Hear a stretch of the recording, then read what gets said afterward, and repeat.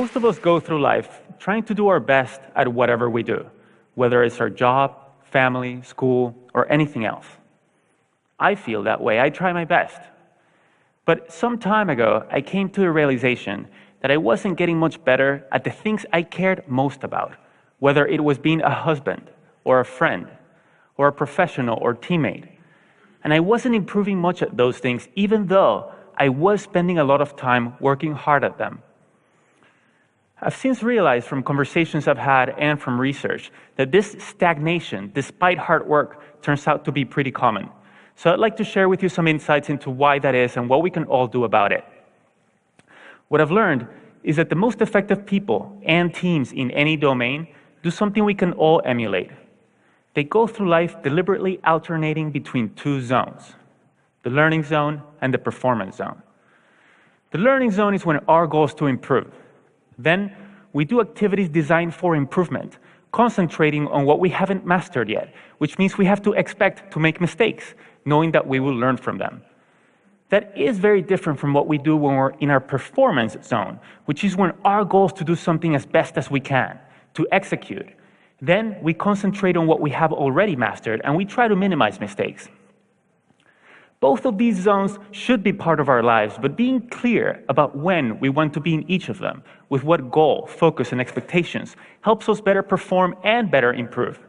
The performance zone maximizes our immediate performance, while the learning zone maximizes our growth and our future performance.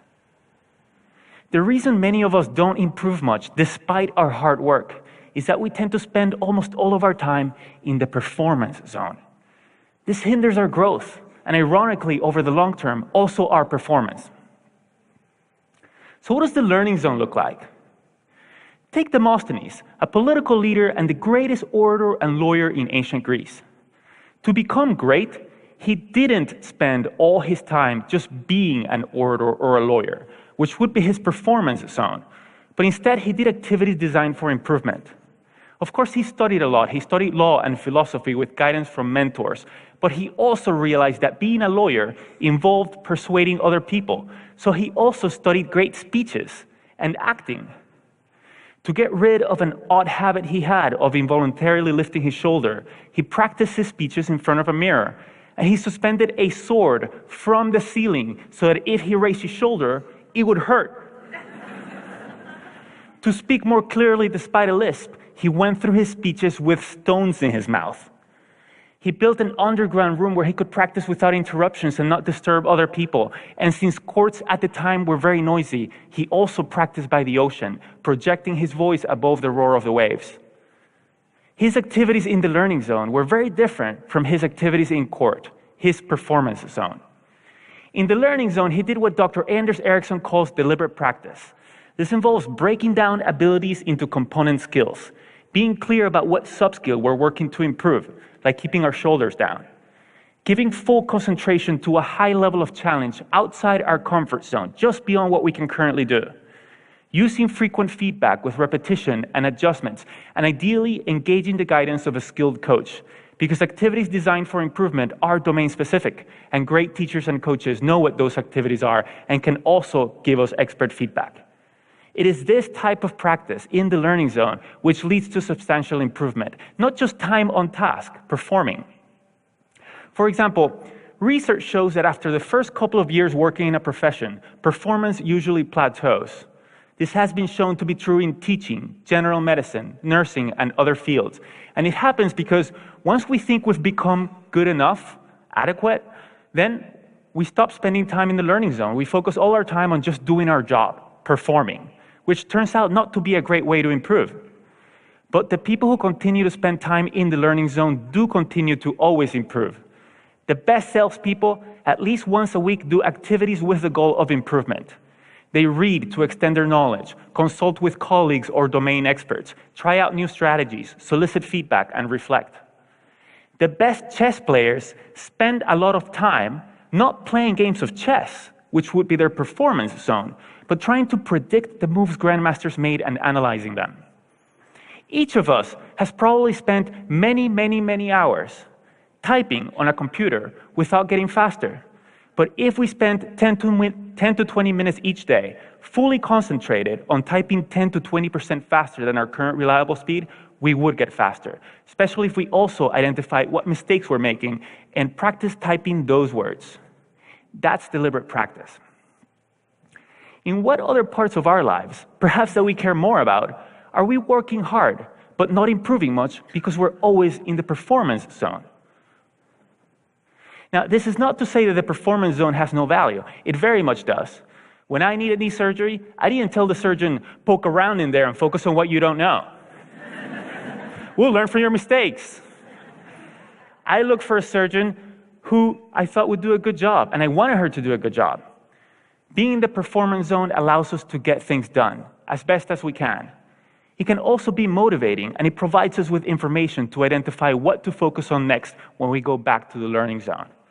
So the way to high performance is to alternate between the learning zone and the performance zone, purposefully building our skills in the learning zone, then applying those skills in the performance zone. When Beyoncé is on tour, during the concert, she's in her performance zone. But every night when she gets back to the hotel room, she goes right back into her learning zone. She watches a video of the show that just ended. She identifies opportunities for improvement for herself, her dancers, and her camera staff. And the next morning, everyone receives pages of notes with what to adjust, which they then work on during the day before the next performance. It's a spiral to ever-increasing capabilities, but we need to know when we seek to learn and when we seek to perform. And while we want to spend time doing both, the more time we spend in the learning zone, the more we'll improve. So how can we spend more time in the learning zone? First, we must believe and understand that we can improve, what we call a growth mindset. Second, we must want to improve at that particular skill. There has to be a purpose we care about, because it takes time and effort. Third, we must have an idea about how to improve, what we can do to improve. Not how I used to practice the guitar as a teenager, performing songs over and over again, but doing deliberate practice. And fourth, we must be in a low-stakes situation. Because if mistakes are to be expected, then the consequence of making them must not be catastrophic or even very significant. A tightrope walker doesn't practice new tricks without a net underneath, and an athlete wouldn't set out to first try a new move during a championship match. One reason that in our lives we spend so much time in the performance zone is that our environments often are unnecessarily high stakes. We create social risks for one another, even in schools which are supposed to be all about learning, and I'm not talking about standardized tests. I mean that every minute of every day, many students in elementary schools through colleges feel that if they make a mistake, others will think less of them. No wonder they're always stressed out and not taking the risks necessary for learning. But they learn that mistakes are undesirable inadvertently when teachers or parents are eager to hear just correct answers and reject mistakes rather than welcome and examine them to learn from them, or when we look for narrow responses rather than encourage more exploratory thinking that we can all learn from. When all homework or student work has a number or a letter on it and counts toward a final grade, rather than being used for practice, mistakes, feedback, and revision, we send the message that school is a performance zone. The same is true in our workplaces. In the companies I consult with, I often see flawless execution cultures, which leaders foster to encourage great work, but it leads employees to stay within what they know and not try new things, so companies struggle to innovate and improve, and they fall behind. We can create more spaces for growth by starting conversations with one another about when we want to be in each zone. What do we want to get better at and how? And when do we want to execute and minimize mistakes? That way we gain clarity about what success is, when, and how to best support one another. But what if we find ourselves in a chronic high-stakes setting and we feel we can't start those conversations yet? Then here are 3 things we can still do as individuals. First, we can create low-stakes islands in an otherwise high-stakes sea. These are spaces where mistakes have little consequence. For example, we might find a mentor or a trusted colleague with whom we can exchange ideas or have vulnerable conversations or even role play. Or we can ask for feedback-oriented meetings as projects progress. Or we can set aside time to read or watch videos or take online courses. Those are just some examples. Second, we can execute and perform as we're expected.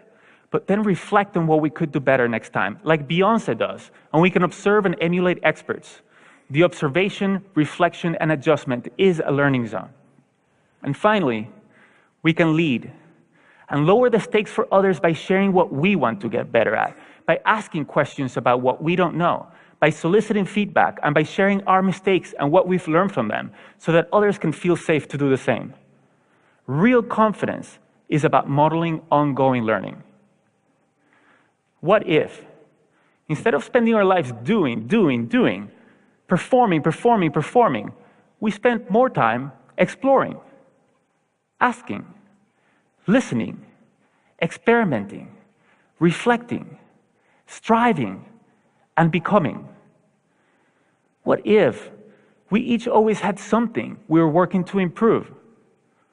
What if we created more low-stakes islands and waters?